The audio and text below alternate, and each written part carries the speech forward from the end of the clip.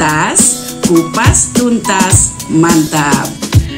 Assalamualaikum warahmatullahi wabarakatuh. Ketemu lagi di Atikep Channel.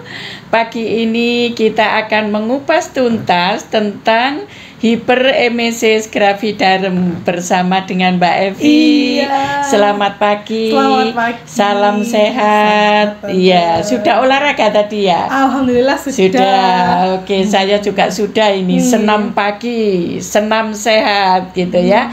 Oke. Pemirsa, kita akan berbincang-bincang dengan Mbak Evi tentang adiknya yang mengalami hiperemesis gravidarum ya. Betul. Iya, gimana itu ceritanya? Jadi kan adik saya ini baru hamil juga. Iya. Kandungannya juga masih awal-awal. Terus kalau makan itu selalu muntah. Makan muntah, bau nasi muntah. Oh, gitu. Gimana itu Bu solusinya? Oke. Jadi gini Mbak Evi. Orang hamil itu memang banyak ya keluhan-keluhan yang dirasakan. Nah, keluhan itu contohnya tadi mual muntah gitu ya, terutama di pagi hari ya. Kalau misalkan mual muntah itu terjadi di pagi hari, itu sebenarnya kalau tidak berlebihan tidak masalah. Jadi itu masih normal-normal saja. Tetapi itu akan menjadi masalah itu ya bila apa yang dimakan itu pasti keluar. Apa yang dimakan dikeluarkan, apa yang dimakan dikeluarkan sampai terjadi penurunan berat badan. Ya, itu yang bahaya ya. Jadi itu yang dinamakan hiperemesis gravidarum. Jadi hiperemesis gravidarum itu sampai kulitnya ya, turgor kulitnya itu kering, kemudian lidahnya kering ya. Kadang sampai kalau parah bisa berbau aseton gitu ya. Dan sampai parah lagi bisa sampai tidak sadar. Itu hiperemesis gravidarum. Nah, hiperemesis gravidarum itu sampai saat ini tuh penyebabnya belum diketahui. Oh, belum diketahui. Penyebabnya belum diketahui. Tetapi ada faktor pencetus gitu ya, yang bisa menyebabkan seorang ibu hamil itu terjadi hiperemesis gravidarum. Contohnya hamil pertama kali. Iya, pertama ini ya. Iya, apalagi hamil pertama kali umur ibu itu di bawah 20 tahun, masih sangat muda, 16 tahun ya, 17 tahun. Jadi primigravida itu sering sebagai pencetus hiperemesis gravidarum.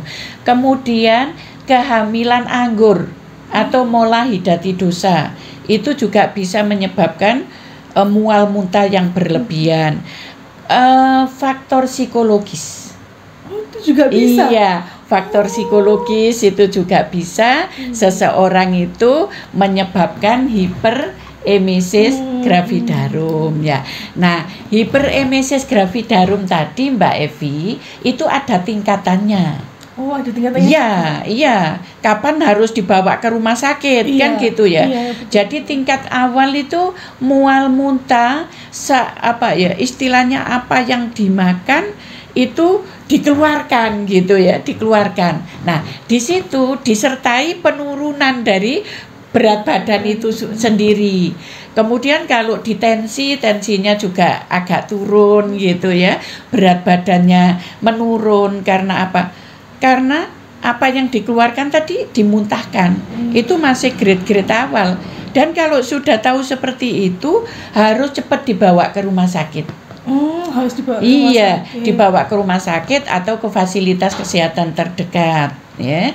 Nah, kalau itu sampai dibiarkan, misalkan faktor psikologis ya, supporternya, supportnya dari suami, dari keluarga, ini sering itu kehamilan tidak diinginkan ya, penolakan itu sering terjadi seperti itu ya.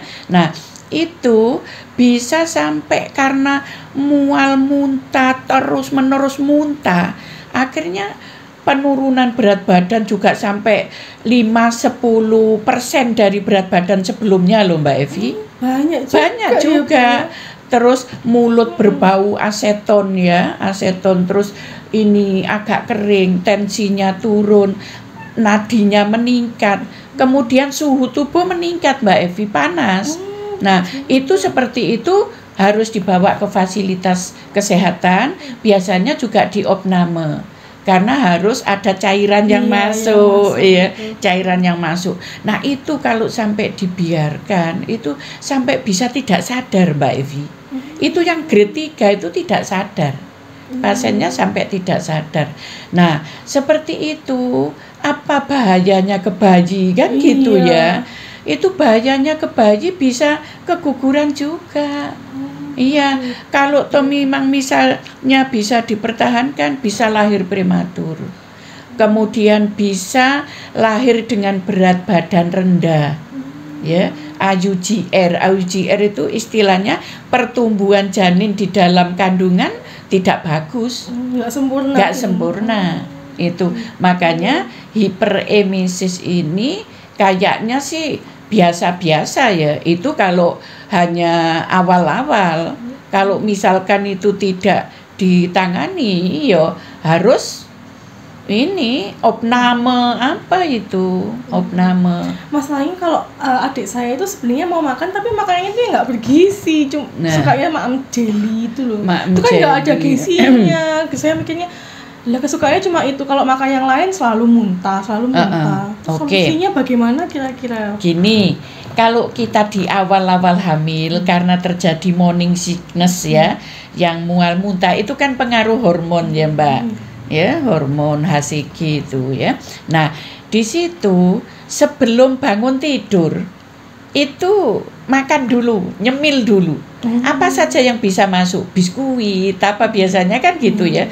Biskuit ibu hamil itu ada kok ya. Apa yang bisa masuk? Ya, itu kemudian minum air anget ya, air putih anget itu. Dah, habis itu bangun. Nanti kepengen nyemil lagi gitu ya. Jadi sedikit-sedikit tapi sering enggak apa-apa. Yang penting itu tidak dimuntahkan. Itu.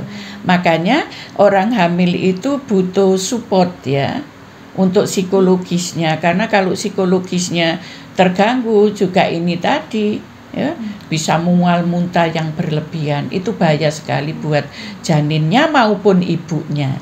Itu apalagi kalau minta vitamin ke Bu Bidan boleh? Iya, itu vitamin-vitamin yang untuk ini ya, sebenarnya ada istilahnya obat untuk penekan muntahnya supaya nggak muntah gitu, ada ya, ada. Itu biasanya kalau ke fasilitas kesehatan, baik ke Bu Bidan atau ke puskesmas, kalau lebih parah lagi ke rumah sakit, itu diberikan obat anti muntah. Tapi obat anti muntah itu kan untuk ini ya, untuk terapinya. Tapi kalau memang itu pencetusnya dari psikologis, ya psikologisnya dulu harus ditata gitu ya, diatasi dulu gitu, apa yang menjadi dia sampai mikir pencetusnya apa, itu harus diselesaikan dulu. Untuk morning sickness itu normalnya itu terjadi berapa di kehamilan ke berapa? Gitu? Iya, jadi itu di awal-awal Mbak Evi ya, sampai kalau kita bicara itu kan minggu ya.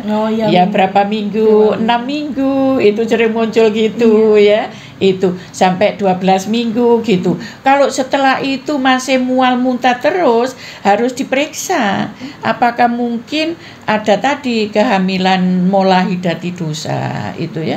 Itu karena kalau sampai 20 minggu masih seperti itu, kita curigai ke itu. Atau kehamilan kembar juga bisa Mbak Evi. Iya, gemeli itu ya. Itu biasanya mual muntahnya juga berlebihan. Karena jatahnya 2 ini ya. Iya, itu memang sering terjadi seperti itu. Nggih. Apalagi sudah sudah terjawab semua. Iya, itu tadi ya, komplikasinya ingat itu tadi, baik untuk bayi maupun untuk ibunya. Makanya hiperemesis itu jangan disepelekan ya. Kalau itu selama masih penurunan berat badan tidak terlalu signifikan, mual aja tidak sampai muntah terus menerus, bisa diatasi. Tapi kalau mual muntah semua dikeluarkan, harus ke fasilitas kesehatan untuk diterapi yang lebih baik lagi. Opname Mbak Evi, kalau sampai gitu tuh sampai di opname, ya menginap di rumah sakit karena harus diinfus, ya diatasi dulu kekurangan cairnya, karena muntah terus kan bisa kekurangan cairan. Tadi saya katakan yang grade 3 itu sampai koma, sampai tidak sadar, itu harus diselesaikan dulu penata laksanaannya. Makanya kalau di Bu Bidan itu dirujuk ke fasilitas, ya kolaborasi dengan dokter ahli kandungan, kebidanan dan kandungan itu ya untuk mengatasi masalah tersebut. Oke? Iya. Terima kasih pemirsa, itu tadi kupasan tentang hiperemesis gravidarum pada kehamilan usia muda. Jangan lupa subscribe, like, share, komen. Matur nuwun. Assalamualaikum warahmatullahi wabarakatuh. Jangan lupa gabung di Atik Channel.